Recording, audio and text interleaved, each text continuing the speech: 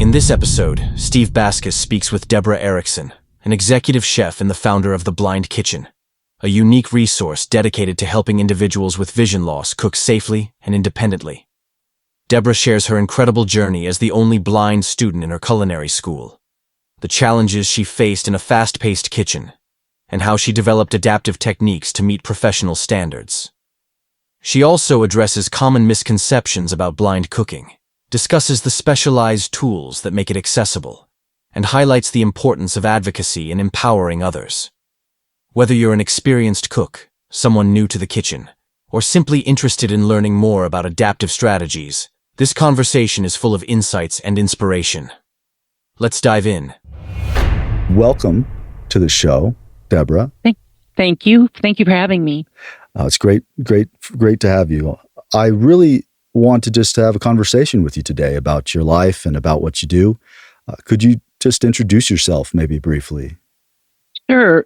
My name is Debra Erickson, and I'm the executive chef and founder of The Blind Kitchen, which is an online company that provides adaptive culinary tools and cooking hints and strategies directed specifically to people with vision loss who want to be able to cook safely and confidently and independently in their own kitchens. So I'm also blind. I have retinitis pigmentosa, and was the only blind student in culinary school. So I had to learn to solve a lot of problems to be able to keep up with the other students, because I was held to the same standards as I should have been. And so that was an interesting ride. Absolutely. I'm very interested in your culinary school journey. What kind of challenge? I mean, if you could share maybe a challenge or something that happened during that process of training and becoming educated in culinary school. What was the big challenge, and how did you overcome it? Yeah, so I had the chef instructors were absolutely excellent. I stay in touch with them to this day, and they did as much as they could for me while holding me to the same standards. Because if you go into a restaurant and you order a steak and you expect to have it within 20 minutes or so, and 2 hours later, your server, you're like, "Where's my steak?" "Well, the chef is blind, it takes her a little longer." You don't want to hear that. So time was a huge thing. And so it's just like the cooking shows. Everybody's running around like crazy trying to produce these, a starch and a protein and a salad in 1 hour and 30 minutes. And that includes setting up. You got to go get all your stuff to set up your pans, your pots, your bowls, whatever things you need. So it was a dangerous place to be with a cane because people weren't minding the rules. Good communication is imperative in a commercial kitchen. Hot, I'm carrying a knife, there's a door, I'm behind you. But when people are stressed out and in a rush, that kind of goes out the window. So there were many times people did not finish their tasks on time. I'm the only one that never finished on time. But, they'd say, if you can't finish on time, finish strong. And I just focused on producing the best outcome that I could. And they were very supportive with it. Was it a combination of both sides adapting, the different people you're working with in the kitchen and yourself? Or do you feel that maybe you had to adapt more, or were they very open to changing their ways, or how was that kind of? Could you explain?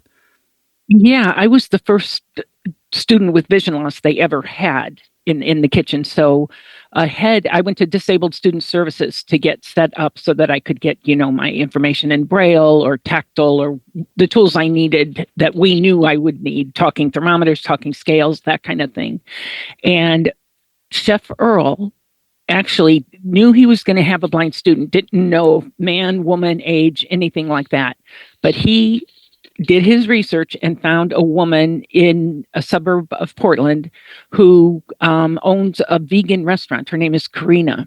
And he actually made an appointment with her and interviewed her to find out what could he do to help make this blind mystery student's experience more successful. So he was way ahead of the game and on top of it. And it was interesting because recently I did there's a Cooking Without Looking TV show, which is actually on a YouTube channel. It used to be a TV show, and that's what they still call it. But they encourage their blind followers to put out a challenge to people that can see to cook. So in live time, this is no editing at all. I challenged Chef Earl to blindfold himself and cook this shrimp with orange juice dish that I was going to cook. And it was at the end of that, he said, they were asking him questions about having a blind student, and he said, it really upped our game in terms of safety. We were a little bit lax, but when we knew we were going to have it, it was like all the chefs were like, we've really got to tighten up the ship. And the other thing he said, which first of all, I was honored that he accepted the challenge because he's a very proud man. He's an excellent chef. And to blindfold yourself and not be used to it and then try and perform to the same level that you're used to, that can be very daunting. And he did beautifully, but he said, I'm humbled. He said, this is way harder than I thought it would be. So yeah, that was interesting. I did not know that you were talking about what preparation did they do and stuff like that. I'm finding out more stuff long after I graduated that there was a lot going on behind the scenes that I had no clue. Of course. It's interesting, people are fearful of the unknown and people who are very visual, like I was once, if they don't see the roadmap or they don't see where they're going, sometimes we're unsure of how to approach things or move forward. And so it's interesting that you state that you had him blindfold himself to give him perspective, which made him think more deeply probably about, of course, how to operate and what were the challenges because a lot of people don't have our perspective. I tell people all the time, it's like, I don't ask sighted people, what is it like to be sighted? A lot of people ask me, how do I live blind or how do I accomplish certain things? And so I think blindfolding someone is and giving them that opportunity to work in the same environment gives them maybe more perspective that they wouldn't have if they were just using their imagination. And so, right. So that's really cool that he really wanted to do that and pursue this challenge from the standpoint. I guess my question was, when you're working in a kitchen, maybe in school, I assume you're working with a number of different people. There could be a lot of people working in a kitchen, or just a few, and I didn't know if they tried to build systems to help with working with you, or if you just adapted into the mold of the kitchen and tried to work as normal as possible in the sense of how they operated. Yeah, so I'm no spring chicken. I went back to school as an older student, and most of the students were one student was 16. She was finishing high school and college at the same time.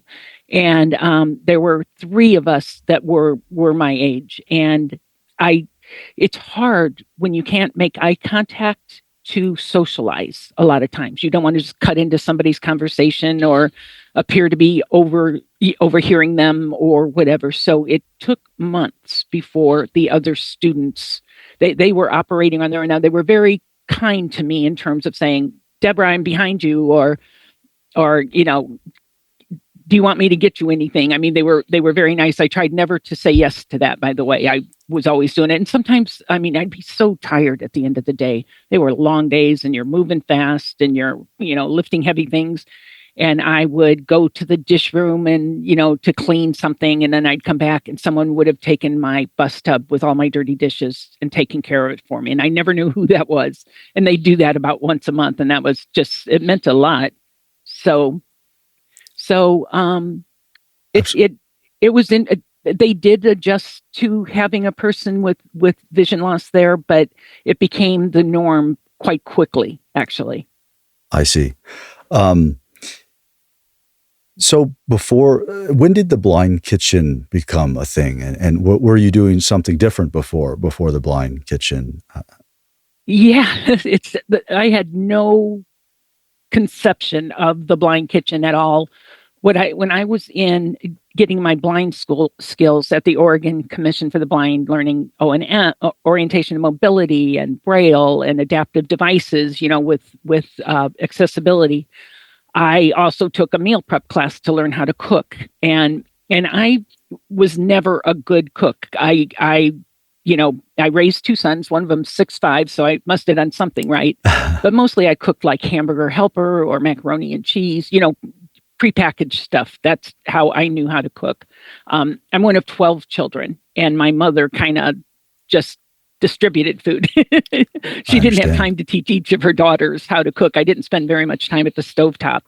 So I was taking the class, and I knew I wanted to teach adults. I've taught adults in the past. I've taught professional writing, and I've taught mediation, but I knew I didn't want to go back to doing that.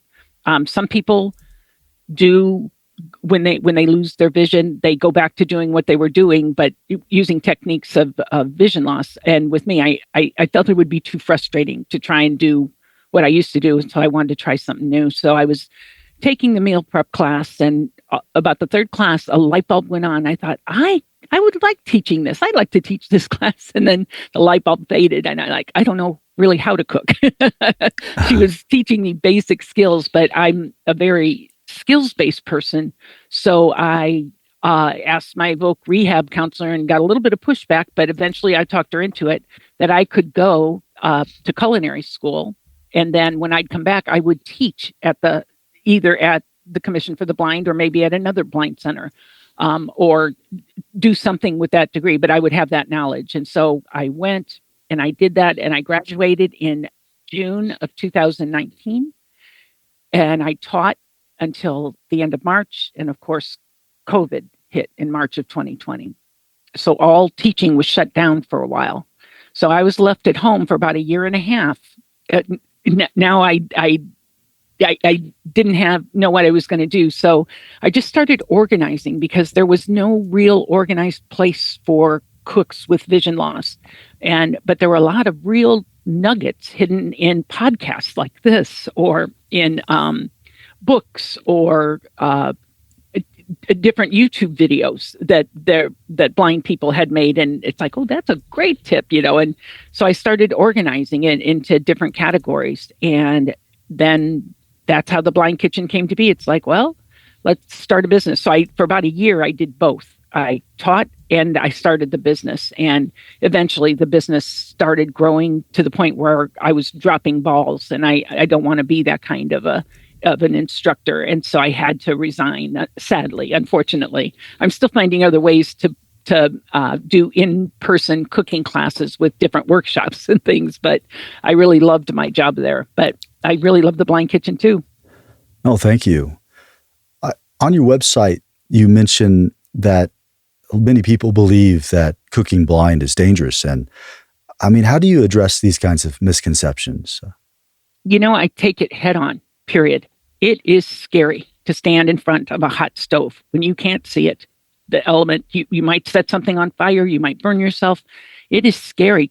I cut myself when I could see. How in the world are you going to do it if you can't see? It's just a dangerous place. And then there's also the fear of embarrassment. What if I'm knocking things over? I'm a sloppy cook, or the food doesn't look nice after I present it, or what if I'm going to make my family sick because I don't cook the turkey long enough? It's a real thing. So I take the fears head on, and basically, and you'll probably be able to relate to this, you just say, okay, I'm going to put you in front of a stove right now. I'm not turning it on. And then they explore the anatomy of this is what it looks, and this is what we're going to do while it's cold. And then I turn it on, and I'm like, if your heart is not racing right now, if you are not feeling the adrenaline go, you're not going to last long in this world, because that's what's keeping you alive. Your body knows, your brain knows that you are in a dangerous situation right now, but you can overcome it. It's just like anything that we do that initially scares us, whether it's skiing, whether it's standing at a baseball, playing baseball and a ball's coming towards you. You riding a bicycle, you might fall down. You just have to get the information, do the practice. And I've never had anyone get hurt. And in fact, I think people with vision loss are significantly more careful and more respectful of the flames and the blades than people that can see, because they'll often, be glancing over at the TV or involved in a conversation. Mostly when I'm cooking, I'm not talking. I don't talk on the phone. I'm just concentrating. I'm focusing because I know I'm in a situation where there is a potential to get hurt, as it would be if I could see. But I'm just more careful as a blind person. Oh, that's great information, and I absolutely agree with you. When I'm doing something technical or where it requires a lot of focus, that's what I'm focusing on, and I'm not distracted by other things. I'm trying to prevent distractions. Exactly. And definitely cooking, with hot elements such as the stove or oven, you have to pay close attention so you don't hurt yourself. And you say on your website too that cooking doesn't just happen in the kitchen, but there's a lot of planning and preparation and shopping that goes in hand in hand. So, like, for people that want to have be independent and have their meals prepped, what kind of advice do you have for them? I think preparation is probably the most important phase of cooking. Making sure you have the right ingredients, because there's nothing more frustrating than if you're making chocolate chip cookies and you go to the refrigerator and you only have one egg and you need two. It'll take the wind out of your sails. There's just the way it is. And I can't just jump in a car and go and grab some eggs. It's gonna be a project for me. So I think preparation, like, we have something we call work trays, which they're basically just cafeteria trays, heavy duty plastic ones. And before I go to cook something, I go in my refrigerator, my cupboards, and I take out the ingredients I'm going to need. So I know that I have them. So I don't have that upsetting knowledge that I don't have what I need. And I keep them out on this tray to the side of, I have a work tray in front of me, and then I put a different one on the side. And that way I'm organized now. I don't have to spend a lot of time looking in the cupboards to make sure which is the cream of chicken soup, which is the cream of mushroom soup, which is the French onion soup. I have that all taken. I'm not going to be solving those problems while the stovetop is on. I'm going to have everything I need near me. So I think preparation, you've got to be organized. Oh my goodness, you don't have the luxury. I know some blind people are not organized and they get along just fine, but you've really got to pay attention to where you put things, where you set things, to labeling things. Although AI is becoming quite helpful these days in identifying things. Yes, absolutely. I'm using it more and more for different things, especially with this kind of work, recording audio and building tracks and publishing them. I can't imagine how you do that. That is like magic and mysterious to me. I guess how some people feel like, how can you cook?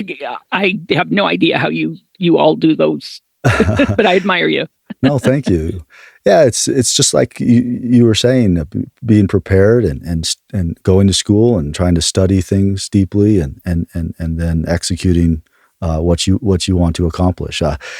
Preparation is so important in so many domains, not just cooking. But I love how you describe how you teach people, how you inform people, and both sighted and blind. It gives perspective. Mm-hmm. For sure. It sounds like you've developed a library, or have, I'm sure, over time, connected with so many people, and there's been a lot of strategies and tips and questions asked or shared. Is there any, like, from the community or from your conversations and communication, is there any particular tip that is requested most out of every in regards to cooking? Yeah, that's a good question. People, I guess I'm not. It's not so much. I'll share with you comments that I get from people. Sure. So a huge part of my customer base and my community now, I haven't formally built a community, but I do plan to, where people can have a meeting place for a forum, but that's down the line. Of course. But one of the most common emails or phone calls or in presentations I get is that people, especially with age-related vision loss, those are the ones that especially touch me. because they used to be the cooks of their house. They would do Christmas or Hanukkah or the birthdays or Thanksgiving. The family would come together. People come together around food. It's a thing. And now they didn't have any idea how they could get back in the kitchen. So they just quit. They just were depressed. But once they discovered those aren't going to be the people that go to training centers to learn meal prep skills. It's, they're retired. They're age related. They want to relax, and they deserve it. They've already worked hard, but they gain a piece of their identity back. They say, because they can now get in the kitchen. They have to do things a different way, and they can't do it as fast. But they are very grateful that there is a resource out there to help them reclaim that part of themselves. That's great. This is kind of goes along with the same question. I mean, and if you don't have a response, it's okay. Is there a particular person or someone that's been extremely impacted by your efforts that you can remember, or a short story about working with different people, or your products, or the things you push out, people responding and giving you positive feedback? I can't think of anything in particular. Those emails that I described to you before, but when I used to teach in person, that is where I got that feedback, physical feedback. I had one gentleman who was from Vietnam, and in his family, there were specific men did certain things and women did certain things, and cooking wasn't for men. So he had never used an oven before. And actually, ovens aren't often used in Vietnamese cuisine. It's not a thing. But I had him do a dish in the oven where it was just bacon, just roast the bacon. And we explored it cold, and then he did it hot. And when he reached down to pull that bacon out, and he was able to lift it and set that hot sizzling, you could hear it. That puts fear. That you could get hurt. He put the pan down beautifully on top of the stove, and the man closed the oven door, and he literally jumped up and down. He was so nervous and so happy that he'd been able to do it. So I definitely have seen physical demonstrations of the relief and the pride people take in their cooking. Of course. Being blind myself, I know that advocacy is a big part of what I do in everything that I do, because I meet so many people that have questions or want to ask a question. How does advocacy play a part in everything that you're doing with cooking? Is that something important to you? And you're championing that, of course. So I guess I just want to hear your comments on advocacy and how cooking has kind of helped you connect with people and teach them something. Yeah, I'm a strong believer in advocacy, that we have to help ourselves get ahead. We can't count on handouts or, somebody. Certainly there are people that don't have vision loss. There's a lot of teachers of the visually impaired and instructors that aren't blind, that care about the blind community. But I think we have the responsibility to advocate for ourselves and each other. And with food, I have a really good platform because everybody has to eat. It is something we have in common. I don't care what color your skin is. I don't care your gender identity.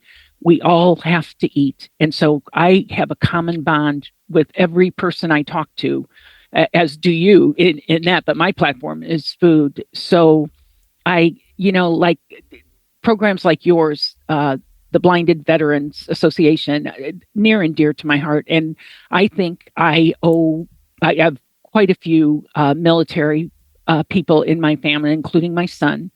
And I think it's my job to give back to you guys for what you did for us. So when I come to a platform where, and yours is the perfect example, this is these are people that gave service for our country, and many of them had vision loss because of it. So for me, I think advocacy, not only for blind people, but for people that have different uh, other disabilities or other experiences than me, that if I can bring something to the table for them, it makes me feel good, and I know I'm making a difference. So it's a win-win. It's great. Thank you for those words. I I wonder if there's a blind or visually impaired person that wants to pursue a career in the culinary field, what kind of advice would you give them? Yeah, that's a question I get a lot. In fact, I just got an email the other day from someone who wants to know if there is a culinary school for people with vision loss. And if there is, I don't know of one, but there should be one. It would have made my life a lot easier. But I would just say, be prepared. It's hard. It's long hours. It's hard work, but it's so rewarding. You need to go to disabled student services, whatever branch that is, because they can help get you it can be quite expensive. Technology can be, and so they will often help provide it for you if it's a federally funded or state funded institution, especially. I don't think the private ones have that mandate, but if you go to a community college, they definitely, and advocate for yourself. There was a time when I was in culinary school, and I'd ask them to reach out to me for sure. But when at the beginning, they were allowing students to just pair up, pick a partner. And of course, I'm the last person picked on the team. So I was and so it was very frustrating because my team members weren't the highest either, but I wanted to be, the best. And so I went to one of the chefs and I said, this isn't right. If I was working in a restaurant, I wouldn't get to pick who I was going to work with. It'd depend on the schedule and stuff like that. And this isn't fair because you've got the two best students always picking each other. And so then they randomized it. And that is when I really started to be able to interact with the other students and to learn from them as well. Because when I'd get in with the two women that were by far more skilled than anybody else in the class, I learned from them as well. So I definitely advocate for yourself, but don't expect a free ride. It's going to be hard work. Indeed. For someone that's new to the Blind Kitchen, where should they get started? It's how can they learn more? I guess I'm trying to ask, is there a particular, if you'd share maybe information about your webpage and stuff that and where they should go, that might be beneficial, I guess. Sure.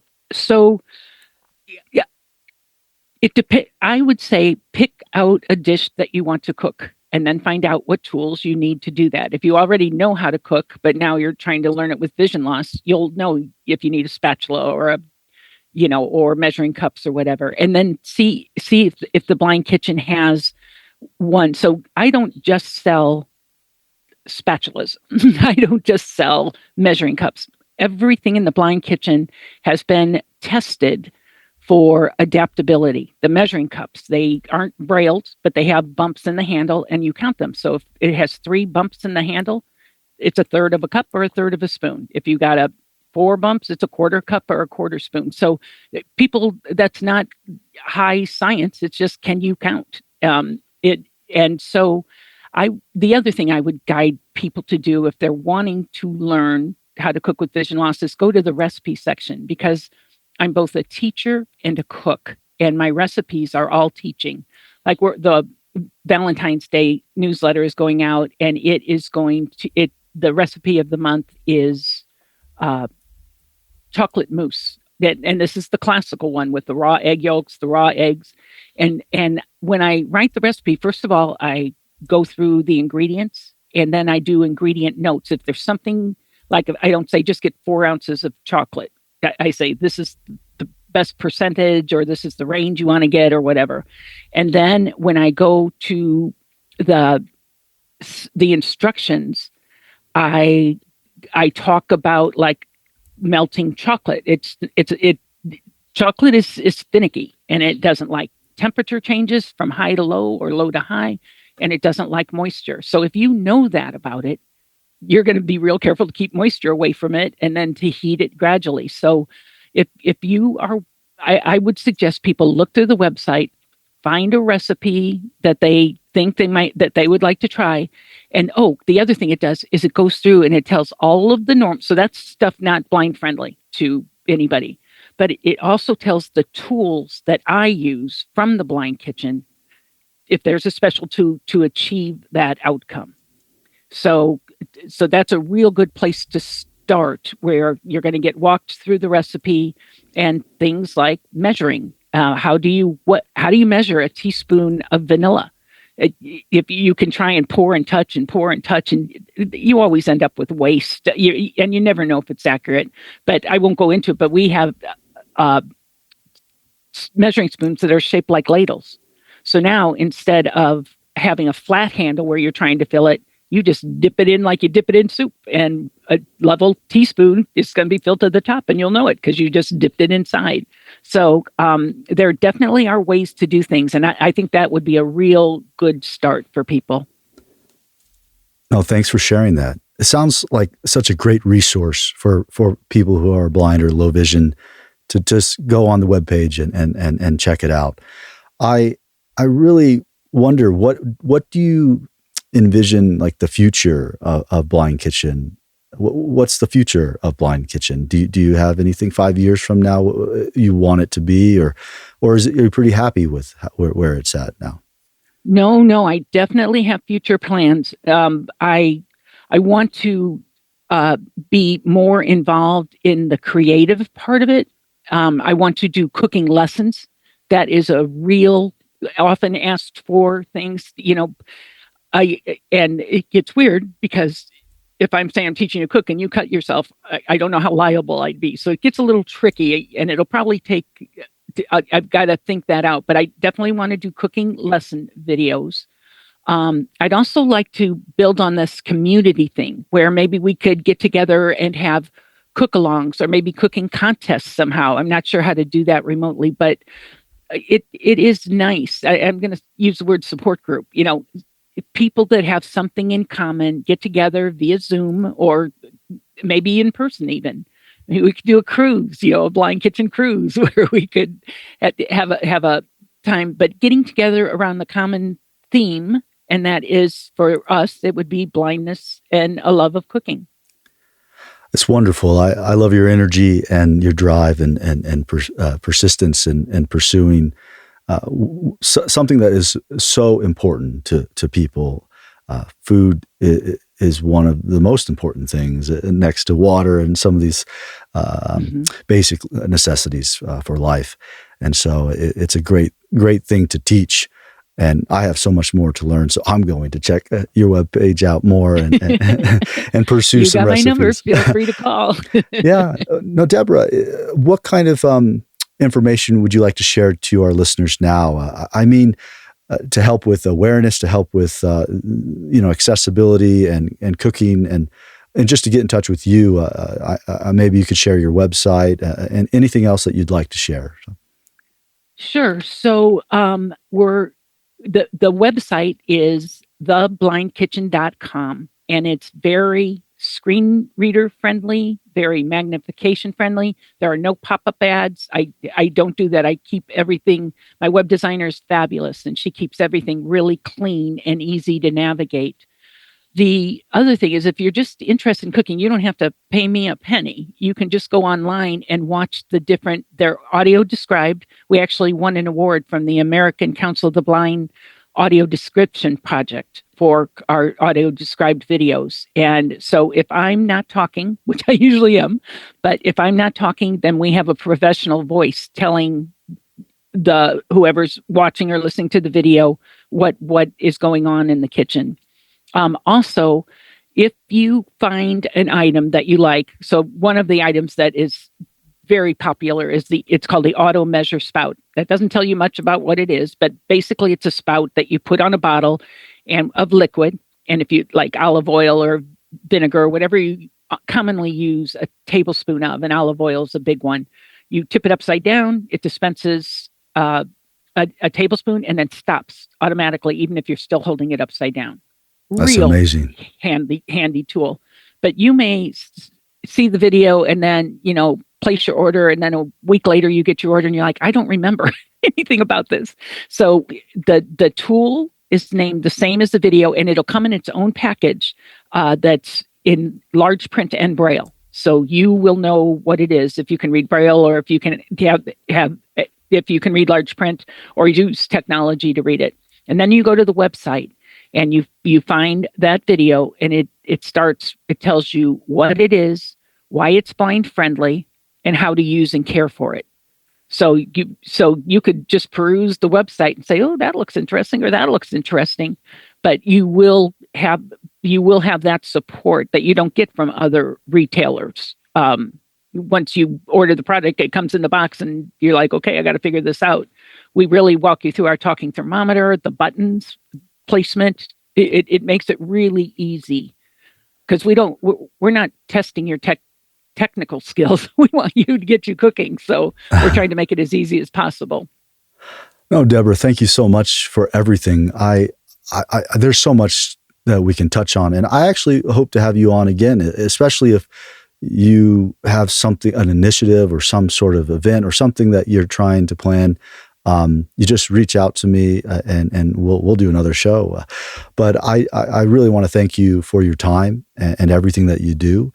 And thanks again for coming on the show. Thank you for having me. It was my pleasure.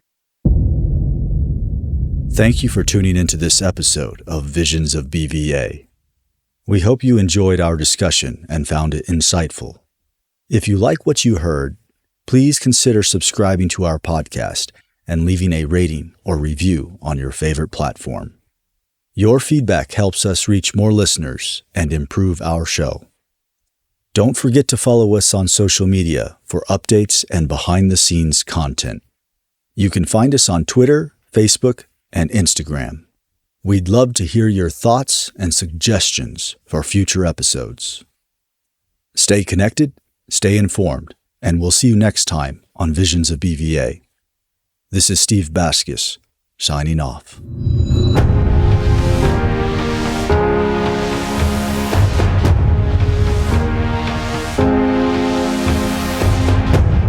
You're listening to a BVA production.